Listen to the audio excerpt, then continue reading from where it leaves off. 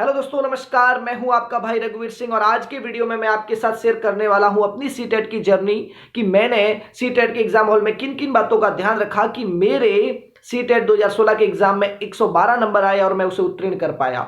वो सारी टिप्स और ट्रिक तो आपके साथ शेयर करूंगा ही साथ मैं एक विचार के ऊपर भी आपसे बात करूंगा जो अपने दिलो दिमाग में बार बार आता है और हमें परेशान करता है कि मेरी तो इस एग्जाम को लेकर बिल्कुल तैयारी नहीं है। क्या अब मुझे इस एग्जाम को देना चाहिए? क्योंकि ये बहुत बड़ी बड़ी सिटी में होती है और हमसे बहुत दूर होती है, इसलिए वहां जाने का खर्चा भी बहुत ज्यादा होता है। तो क्या अब मुझे इस एग्जाम को देने जाना चाहिए क्योंकि मेरी तैयारी तो जीरो है? तो मित्रों, मैं आपको बता दूं कि मैं दावे से कहता हूं कि इस वीडियो को देखने के बाद ये सवाल आपके दिलो दिमाग में नहीं आएगा और आप बिल्कुल भी परेशान नहीं होंगे। तो इस वीडियो को शुरू से लेकर अंत तक जरूर देखिएगा। अब इस वीडियो को शुरू करते हैं। तो मित्रों, बात करते हैं हम कि किस प्रकार मैंने सीटेट की अपनी जर्नी को शुरू किया था। तो मैं गांव में आया हुआ था छुट्टियों में जयपुर से, और जब मैं गांव आया अपने जालोर तो वहां पे फॉर्म उस टाइम सीटेट के भरे जा रहे थे। तो मेरे दोस्त को मैंने जयपुर फ़ोन किया जो मेरे रूम में साथ रहता था और मेरे सिग्नेचर मेरे डॉक्यूमेंट के साथ ही थे, फोटो वगैरह। तो मैंने उसको कहा तू फॉर्म भर दे, तो उसने फॉर्म भर दिया। अब 15-20 दिन बाद मैं वहां चला गया। अब मैंने सोचा कि मैंने फॉर्म भरा है, 700-800 रुपये फीस लगी है, तो तैयारी तो करनी पड़ेगी। तो इसके लिए मैंने बुक स्टोर पे गया और बुक स्टोर से गाइड नहीं लाई, नहीं कोई तैयारी के लिए बुक लाई। अब देखिए मैंने क्या किया, उस बुक स्टोर से सिर्फ जो पुराने साल के जो पेपर आए हुए हैं ना, उनकी एक छोटी सी बुकलेट ला ली। अब उसको लाते ही मैंने सोचा कि अब इसको आराम से देख लूंगा कि कैसे कैसे प्रश्न आते हैं।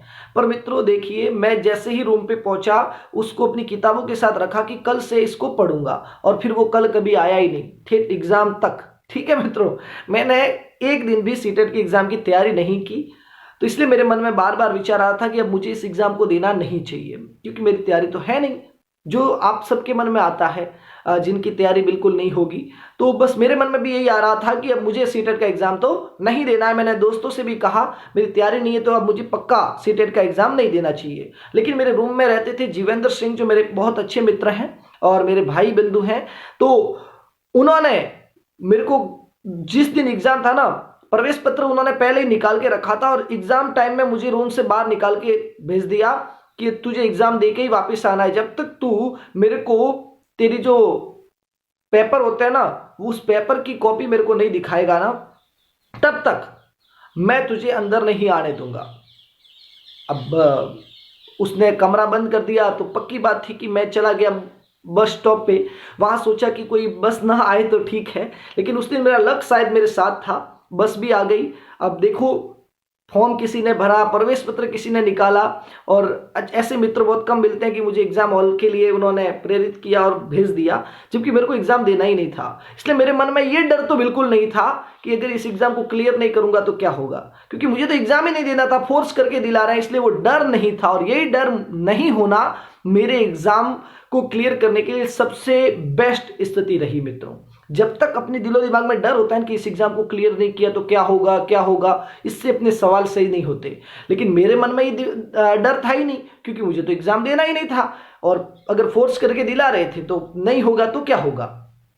इसलिए मैं एग्जाम हॉल तक पहुंचा और बिना डर के साथ पहुंचा। इसलिए और फिर पेपर देखा, और जैसे ही पेपर देखा ना तो मित्रों विश्वास आ गया, क्योंकि डर नहीं होता है ना तो फिर वहां विश्वास जल्दी आता है।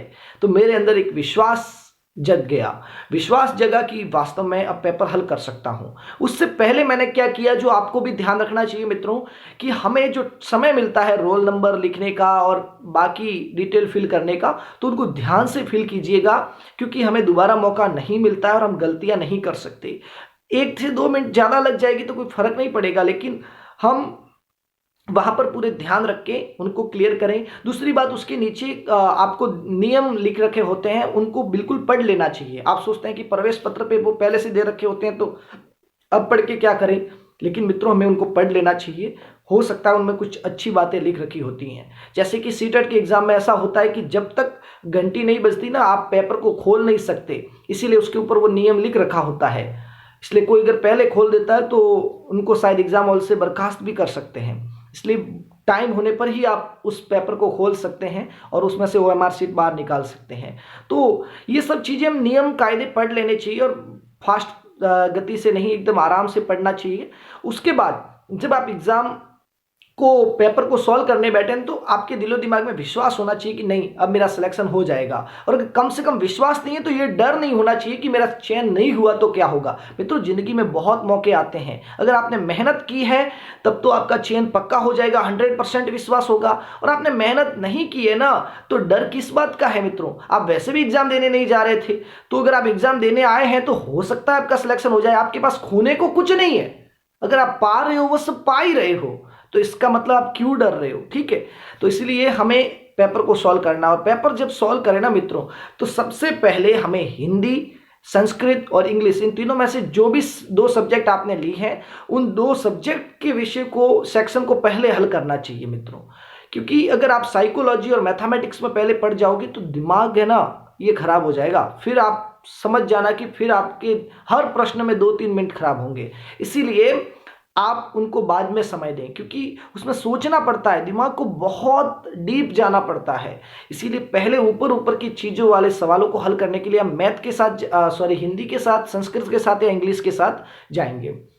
ये होने के बाद आप एनवायरनमेंट को ले लीजिए, उसके बाद आप आराम से साइकोलॉजी को ले सकते हैं, और लास्ट में आप मैथमेटिक्स, या फिर आप चाहते हैं कि नहीं मैथमेटिक्स के लिए थोड़ा कैलकुलेशन करना पड़ता है और लास्ट टाइम में मैं थोड़ा ज़्यादा डर जाता हूं या टेंशन में आ जाता हूं, तो आप पहले मैथ भी ले सकते हैं मित्रों। अब मित्रों ध्यान रखें कि जब भी आप पहला सवाल हल कर रहे हैं, जैसे कि आपने कोई भी सेक्शन लिया, जैसे हिंदी का सेक्शन लिया, तो उसको एकदम शुरू से स्टार्ट करें, 20 से स्टार्ट नहीं करें। सेक्शन आप कोई भी ले सकते हैं, वो आप जो आपका ज़्यादा स्ट्रांग है वो ले सकते हैं, लेकिन आपको स्टार्ट जो है ना वो फर्स्ट प्रश्न से ही करना है उस सेक्शन के। और जैसे ही स्टार्ट करते हैं, अगर आपको पहला आता है तो प्रश्न पेपर में तो टिक करना ही है, ओएमआर शीट में भी साथ साथ गोला कीजिए। आप 4-5 प्रश्नों को एक साथ गोला करोगे तो हो सकता है कि उसका गोला उसमें हो जाएगा, उसका गोला उसमें, या फिर अगर लास्ट में आप करोगे तो आपके सब टिक तो हो जाएंगे लेकिन गोले करने बाकी रह जाएंगे और आपका समय समाप्त हो जाएगा। इसीलिए मित्रों हमें ये बात विशेष तौर पे ध्यान रखनी चाहिए मित्रों, मानो कि गोले करते करते आपको बीच में ऐसा सवाल आ गया जो आपको नहीं आता है, तो मित्रों उसमें आपको जो प्रश्न पेपर मिला हुआ है ना, उसमें उस प्रश्न की संख्या पे आपको गोल ऐसे राउंड लगा देना है। उसके बाद उस प्रश्न को पूरा सही से पढ़ना है और देखना है कि इनमें से कौन सा ऑप्शन बिल्कुल नहीं होगा। जो ऑप्शन नहीं होगा ना उस पर क्रॉस लगा देना है। ठीक है, तो इससे आपको बाकी 3 या 2 ऑप्शन ही बच जाएंगे। फिर उस पर ज्यादा ध्यान नहीं देना, उसको ज्यादा सोचना नहीं है उसके बारे में, उसको छोड़ के अगले सवाल पे आ जाना है फटाक से।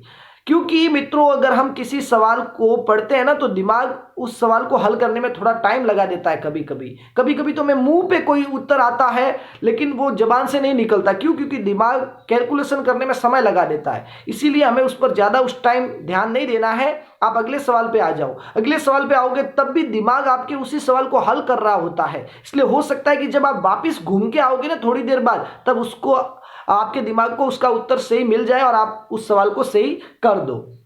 अब मित्रों जैसे ही आप अगले सवाल पे आते हैं तब आपने ओएमआर शीट में उसका गोला तो नहीं किया है, इसीलिए आपको ओएमआर शीट पे भी उंगली रखनी है और अगले सवाल के ऊपर उंगली रखनी है ऐसे। ठीक है कि अब मुझे इसी को हल करना है या फिर आपको बिल्कुल ध्यान रखना है। कई बार जल्दबाजी में होता ही है कि हमने जिस सवाल का उत्तर नहीं आता उसको छोड़ा है, लेकिन ओएमआर शीट में लाइन से गोला करते करते उसी सवाल में गोला कर देते हैं, जिससे हमारा वो सवाल बिना फालतू का गलत हो जाता है। इसलिए इस बात का विशेष ध्यान रखना है हमें मित्रों। ठीक है, अब जैसे ही हम सारे प्रश्नों को एक बार कवर कर लेते हैं और जो नहीं आते हैं उनके प्रश्न पेपर में गोला लगा देते हैं, फिर बारी आ जाती है अब उनको हल करने की। तो उनमें भी आपको पहले वरीयता उनको देनी है जिनमें आपको 1 या 2 ऑप्शन में ही कंफ्यूजन है। फिर उनको आप ध्यान लगा के फिर उनको समय दे के हल कर दीजिए। जब आप उनको हल कर देते हैं फिर आपको एक ही टाइप के सवाल बच जाएंगे आपके सामने, और वो कौन से हैं जिनमें आपको एक भी सही सटीक उत्तर मालूम नहीं है। तो ऐसी स्थिति में क्या करें उसके लिए मैं आपको टिप्स बता देता हूं। देखिए, अगर आपको मित्रों लगातार 4 सवाल नहीं आ रहे हैं तो फिर ये जो भी मैं ट्रिक बताने वाला हूं ना ये लागू हो जाएगी।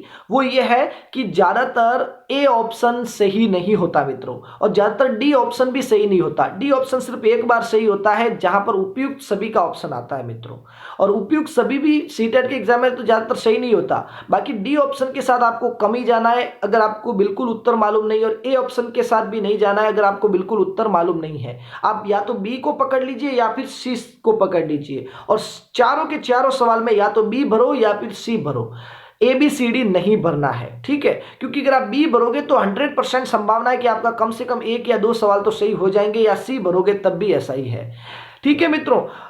इनमें से कोई नहीं अगर ऑप्शन आ जाता है डी में तो कभी भी उसको सिलेक्ट नहीं करना है, क्योंकि एग्जामिनर कभी भी ऐसा प्रश्न नहीं देगा जिसका कोई औचित्य न हो। इनमें से कोई नहीं का अर्थ हुआ ये हुआ कि उस प्रश्न का कोई औचित्य नहीं है, इसलिए वो इनमें से कोई नहीं 100% सही नहीं होता मित्रों। हाँ, कभी रेयर चांस हो जाते हैं कि हो जाए, ठीक है मित्रों।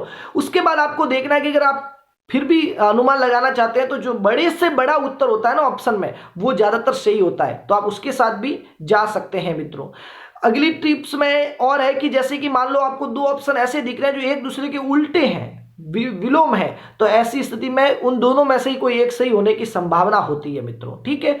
मैथमेटिक्स में आपको बताऊं तो जैसे कि अगर ऑप्शन में दे रखा है 10, 11, 12 और 1 दे रखा है 20, तो ज्यादातर वो 20 है ना वो सही नहीं होगा, 10, 11, 12 में से 1 होगा। क्यों? क्योंकि ये आसपास हैं, तो आसपास जो होते हैं ना वो ज्यादातर सही होते हैं मित्रों। तो इस प्रकार आप अनुमान लगा सकते हैं कि हम किस प्रकार से प्रश्न को सॉल्व करें। अगर ऐसी ही आपको टिप्स चाहिए तो मैं डिस्क्रिप्शन में मेरे उस वीडियो का लिंक दे दूंगा जिसमें मैंने आपको ये फटाक से सॉल्व करने की टिप्स बता रखी है मित्रों, तो आप उस वीडियो को देख लीजिएगा। मैं आपको बता दूं ये टिप्स तभी काम करती है जब हम तैयारी करके जाते हैं और हमारे पास कोई चांस नहीं रहता, तब इनका यूज कीजिए मित्रों। आपको बता दूं हमेशा मेहनत काम करती है, 70% मेहनत काम करती है, 30% लक काम करता है। तो ये सब ये तुक्के उक्के लक की बात है, ठीक है मित्रों, आप इन पर ज्यादा भरोसा ना करें। अब आप जब ऐसा कर दें तब हमारा सारा पेपर अब क्लियर हो चुका है, तब हमें क्या करना है, तो आपको मित्रों वापिस एक बार अपने पेपर को देखना है कि आपसे कोई सवाल छूट तो नहीं गया। ओएमआर शीट को देखना है कि कहीं गोला भरना तो बाकी नहीं रह गया।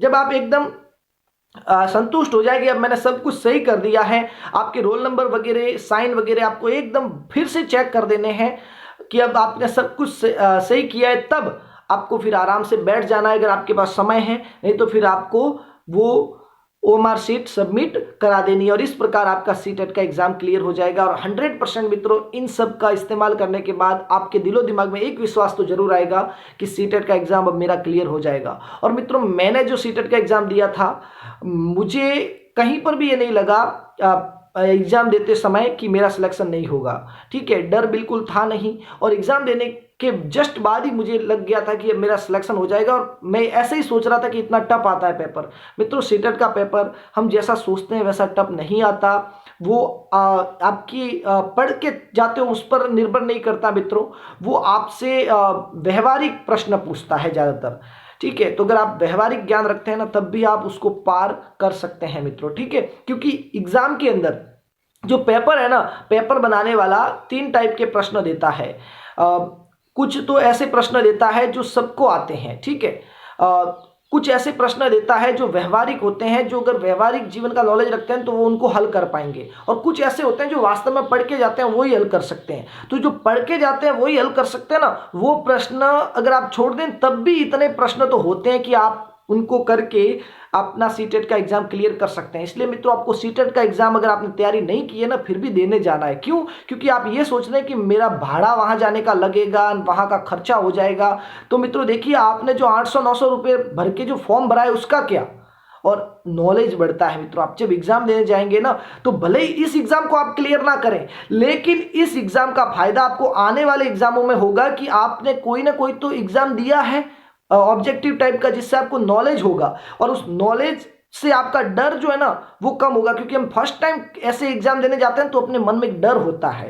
लेकिन जब आप इस एग्जाम को दे देंगे तो और उसके बाद कोई भी कंपटीशन का एग्जाम देने जाएंगे तो आपको ऐसा लगेगा कि मैंने पहले भी ऐसे एग्जाम तो दे रखे हैं। इसीलिए आपको एग्जाम तो नॉलेज के लिए कम से कम देने जरूर जाना है। ठीक है मित्रों, तो बस मैंने जो आपको बताया, आशा करता हूं कि आपको ये सीटेट की टिप्स पसंद आई होगी। अगले वीडियो में मैं जल्द लौटूंगा, तब तक के लिए जय माता दी, जय भवानी, जय हिंद, जय भारत।